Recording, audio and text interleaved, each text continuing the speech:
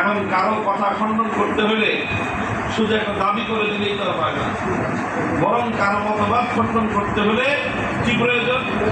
দলিলের প্রয়োজন। কি প্রয়োজন? দলিলের প্রয়োজন।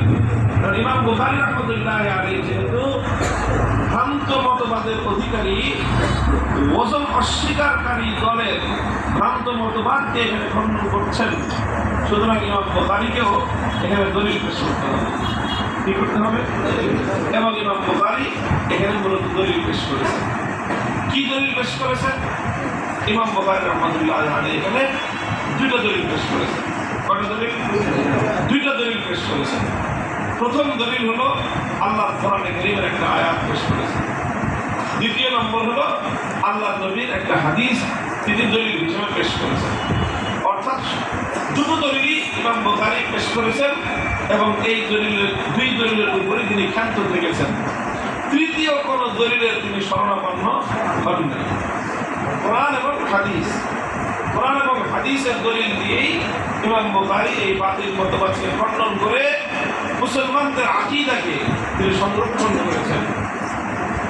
কোরআন এবং হাদিসের দলিল দিয়েছেন, অন্য কোনো দলিল দেন নাই। কেন দেন নাই? অন্য কোনো দলিলের তিনি শরণাপন্ন হন নাই। কেন হন নাই? এই দুই দলিল কোরআন এবং হাদিস ছাড়া কোনো দার্শনিক বিশ্লেষণ, কোনো যুক্তি তর্ক অথবা কোনো বৈজ্ঞানিক বিশ্লেষণ এর কোনোটারই তিনি শরণাপন্ন হন নাই। কেন হন নাই? না হওয়ার কারণ হলো যে ইসলামের সকল কথা, ইসলামের সকল আকীদা, সকল বিশ্বাস, সকল আমল, সকল মতবাদ, সকল ফলসফা, সকল নীতি, সকল পলিসি, এই সব কিছু নির্ভর করে কোরআন এবং হাদিসের উপর। ইসলাম কোরআন এবং হাদিস ছাড়া কোনো যুক্তি তর্ক, কোনো দার্শনিক ব্যাখ্যা অথবা কোনো বৈজ্ঞানিক বিশ্লেষণ এগুলোর উপর নির্ভর করে না। কেন করে না? কারণ বৈজ্ঞানিক বিশ্লেষণ বলেন, দার্শনিক ব্যাখ্যা বলেন অথবা যুক্তি এবং তর্ক বলেন, এগুলোর কোনোটারই স্থায়িত্ব নাই। স্থায়িত্ব নাই। যেরকম ধরেন বৈজ্ঞানিক বিশ্লেষণের কথাই আমরা বলি যে বিজ্ঞানের বিশ্লেষণের নিজেরই কোনো কি নাই, স্থায়িত্ব নাই। বিজ্ঞান এক সময় দুনিয়ার মানুষকে একটা মতবাদ দিয়েছে, থিওরি দিয়েছে, যে থিওরি কি তারা বলতো হেলিওসেন্ট্রিক থিওরি। অর্থাৎ সেই থিওরির মূল কথা ছিল যে সূর্যের চারপাশ দিয়ে দুনিয়া ঘুরে, সূর্যের চারপাশে।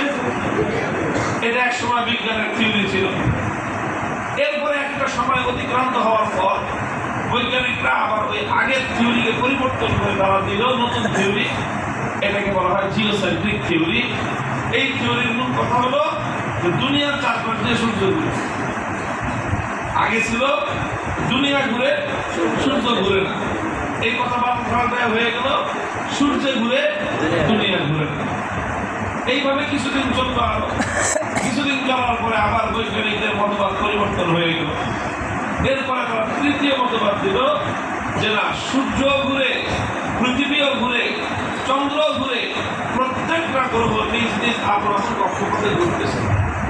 এটা হলো তাদের সর্বশেষ বৈজ্ঞানিকদের থিওরি। এই থিওরির উপরেই যে তারা আবার সর্বশেষ পর্যন্ত কি থাকবে, স্থির থাকবে, এর কোনো নিশ্চয়তা নাই। আবার নতুন কোনো মতবাদ এবং নতুন কোনো থিওরিও বিজ্ঞান দিতে পারে। আর ইসলাম যদি বৈজ্ঞানিক বিশ্লেষণের উপর নির্ভর করত, যুগে যুগে ইসলামের কথাও এরকম পরিবর্তন হতো।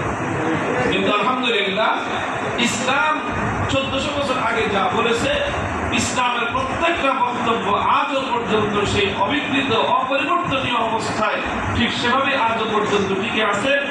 এবং শুধু আজ পর্যন্ত নয়, কিয়ামত আসতে যদি আরো 1400 বছর লাগে, আরো 14,000 বছর লাগে, 14,000 বছর পরেও ইসলামের প্রতিটা কথা, প্রতিটা বিশ্বাস, প্রতিটা বক্তব্য, প্রতিটা মন্তব্য, প্রতিটা থিওরি ইসলামের সেই অবিকৃত অপরিবর্তনীয় অবস্থাতেই থাকবে। এটা কেন থাকবে? কারণ ইসলাম নির্ভর করে শুধুমাত্র কোরআন এবং হাদিসের উপর। আর কোরআন এবং হাদিসের যেহেতু কোনো পরিবর্তন নাই, এই জন্য ইসলামের কোনো বক্তব্যের কোনো পরিবর্তন নেই। আলহামদুলিল্লাহ এই জিনিসটা কেন হয়েছে এরকম? কারণ ইসলাম এমন কোনো ভিত্তির উপর নির্ভরশীল নয় যে ভিত্তি পরিবর্তন হয়ে যেতে পারে, বরং ইসলাম শুধুমাত্র কোরআন এবং হাদিসের উপর নির্ভরশীল। তো কোরআন এবং হাদিসের মধ্যে কোনো পরিবর্তন নাই, বরং কোরআন এবং হাদিস